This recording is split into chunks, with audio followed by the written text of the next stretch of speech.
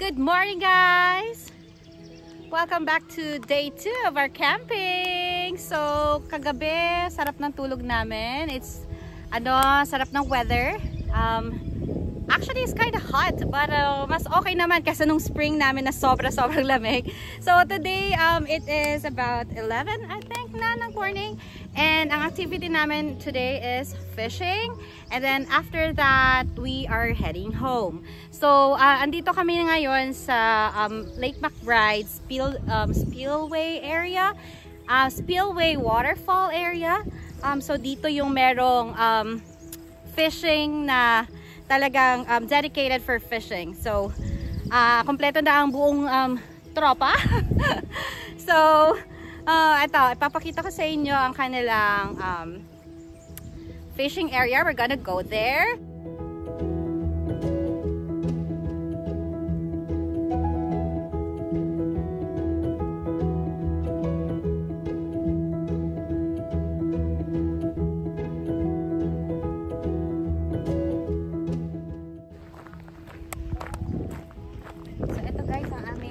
Scenery. Hello, hi. And then maraming mga dito, maraming may mga boats kasi. Yung mga rich people dito sa States, yung may sarili silang mga boats. And then what they do is kapag ganitong mga summer na season, yan, dun sila nagbo-boating sa lake and then they do fishing. So, ang fishing dito sa States, you have to have license para makapag-fish ka. So, yung yung mga kasama ko, yung kids wanted to go fishing. So, yung parents nila is bumili ng licensing para makapag-fish sila. So, sasamahan namin sila para lang din makita namin at ma-experience kung paano mag-fish. Ay, paano mag-fish? I mean, you know, fishing here dito sa area nila here. So, ang sabi nila marami daw talagang isda dito. And I think because healthy yung environment and talaga siya, Lake McBride is a state park.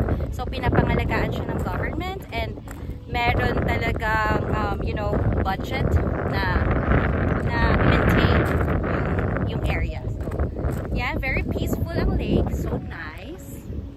Look at that. Nandun na sila, yung mga kasama ko na nandun na, nasa unahan na. So, we're just gonna roam around and then we're gonna take, of course, good photos later for our memories to keep. So, I'll see you guys in a bit. Okay guys, so malapit na tayo sa pinaka fishing area nila. The little boys are getting ready.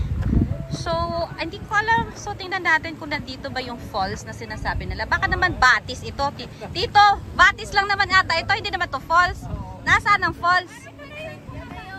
Ito na ang falls. So, guys, ito ipapakita ko sa inyo yung falls nila dito. Ito na yun. So, ang falls nila dito, guys, ay parang batis laang. Hindi naman to falls. So, let me see. I-explore tayo dito sa area na to. And then, we'll check out kung ano ang falls nila. So, okay. Batis lang po talaga ito, no? Okay. Alright. But it's really nice then, no? It's good. It's nice. Wow! So, hanggang dito lang yata. Hindi na pwede pumunta doon because it's a dangerous area na. Hindi na siya safe for people. So, punta na tayo doon sa... Okay, so this is Ate Maan, guys. And she's getting ready for her fishing. Okay. Ate Maan, can you say hi? Hi! Alright, so dito tayo guys pupunta sa area na to kung saan nandito yung pwede na talagang mag-fishing. Okay, let's go! What is in there? Ano yan, my friend? Ano dyan? Oh, may falls pa dyan? May falls pa dyan? Ito na. Oh guys, ito, ayun naman pala guys ang pinaka-falls. Ayun oh. Yun. And then hanggang doon pupunta na sa lake yung tubig nila. Alright. So, dito na kaming lahat. We're all here. Getting ready. Taking some photos. And then getting ready for the fishing. As a fisherman. Hey! As a fisherman. Alright. Guys, may nahuli siya.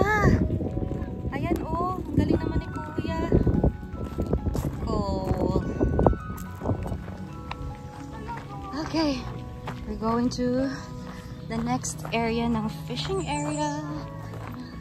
So, tingnan natin kung mas magandang magpwesto dito para naghahanap kami guys ng mas malilim na area for fishing.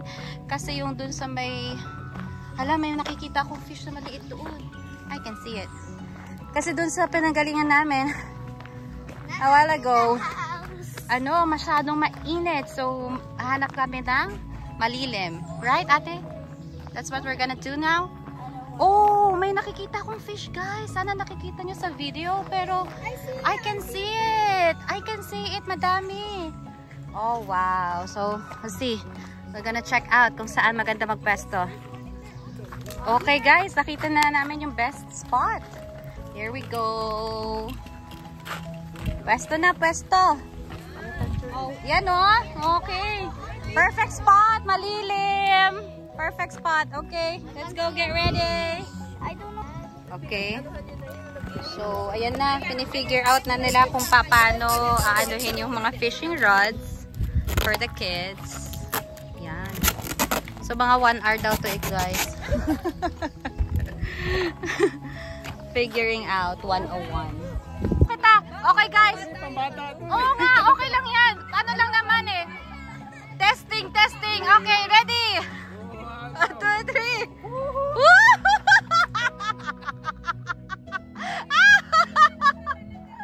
Aray ko.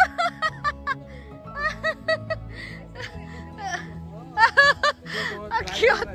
Oh, now we're fishing and my dad's doing some technical errors because, you know. So guys, this is her dad having technical errors, okay? He's using my fishing rod, but apparently my fishing rod is too short. Oh yeah. Using the he did it! Your dad did it! Oh my god, he did it! He was able to fix the technical error, guys! Yay! Okay. Ate Ma's turn. Okay.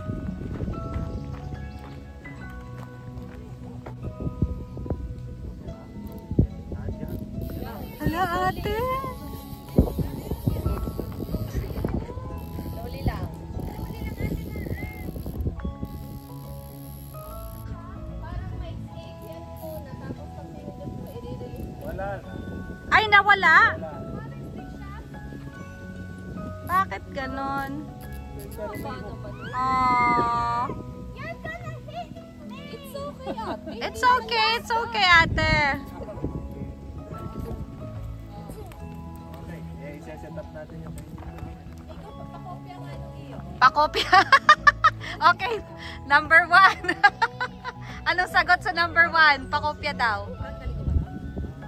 to catch a fish. Mom, I want some tuna. Okay, coming right up. Coming right up.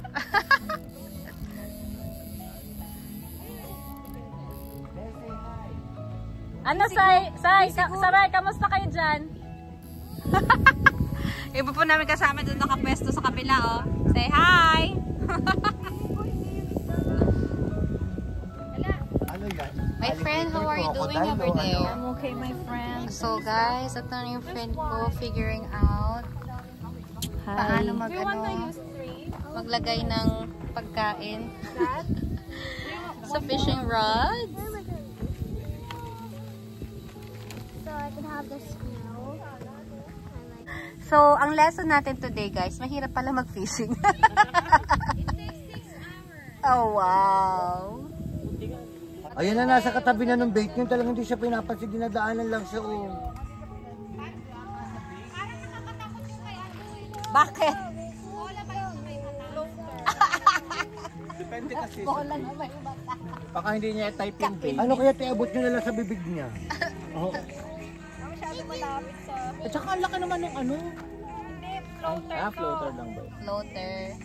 Para pagka gumalaw siya, Ganun pala yun. Guys, may nakukuha na po ng lumot. Success tayo sa lumot, guys.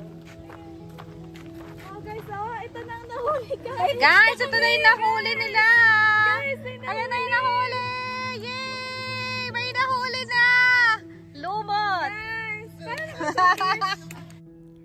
So, unfortunately guys, hindi kami nakahuli ng kahit isang isda. Hindi kami sumakses sa aming fishing na ito. But we really had a great time with this camping and with this fishing activity. So, I'm just gonna end my vlog in here. Thank you so much guys for watching this video. And I hope to see you again in my next one. Bye!